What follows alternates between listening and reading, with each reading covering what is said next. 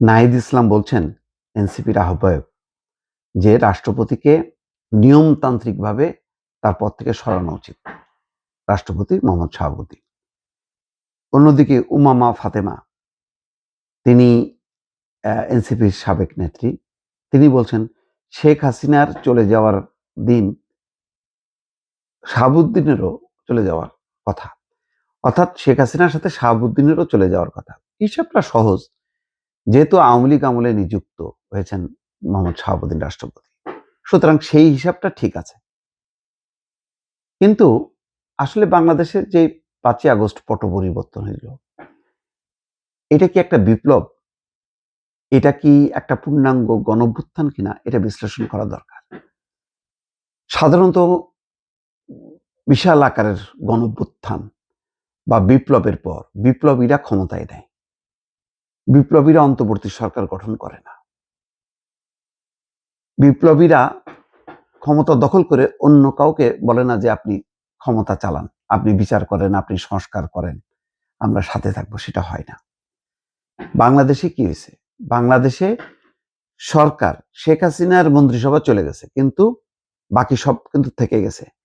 রাষ্ট্রপতি থেকে গেছে, প্রধান বিচারপতি থেকে গেছে, প্রধান সেনাপতি থেকে গেছে, সব কিন্তু চলে গেছে। শুধুমাত্র রাজনৈতিক সরকারটা চলে গেছে, পালা গেছে তারা গণঅভ্যুত্থানে। তারপর কি সিদ্ধান্ত হয়েছে?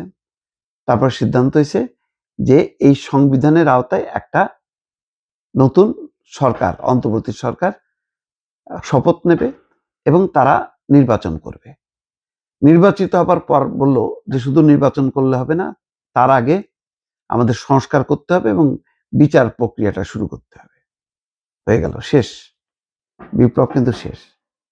এখন আর বলা যাবে না যে রাষ্ট্রপতিকে ধ্বংস করো, রাষ্ট্রপতিকে উড়ায় দাও।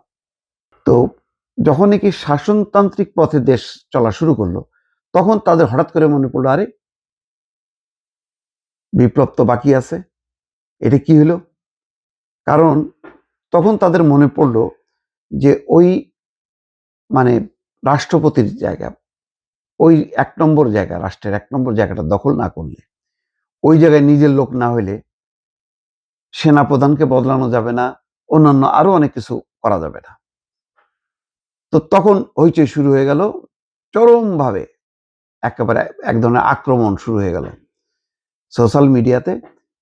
সেনা ওয়াকারুজ্জামান ভারতের দোসর, ভারতের দালাল, আওয়ামী লীগকে আবার পুনঃপ্রতিষ্ঠা করতে চায়, নানানভাবে তারা আন্দোলন শুরু করলো। সেই আন্দোলনের ফলে কি হলো? পরিস্থিতিটা একটা গোলমেলে হইল, কিন্তু পরিস্থিতি কিন্তু একই রকম রয়ে গেল। সেটা ব্যর্থ হইল। বিএনপি দেখলো যে বিপদ, যে একটা সাংবিধানিক সংকট হবে। সেই সংকটের মধ্যে বিএনপি আর প্রবেশ করলো না।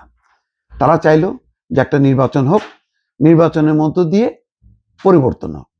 এখন যখন নাকি শাহাবুদ্দিন ওই বিষয়গুলো ফাঁস করতে থাকলো এবং বলতে লাগলো যে না, এই ঘটনাগুলো ঘটছে, তাকে অপসারণের জন্য এই চেষ্টা করতে হলো, তখন তাদের মাথায় বাজ পড়লো। মনে করলো যে আরে, বিশেষ করে চাপটা পড়ে গেল জামাতের উপর।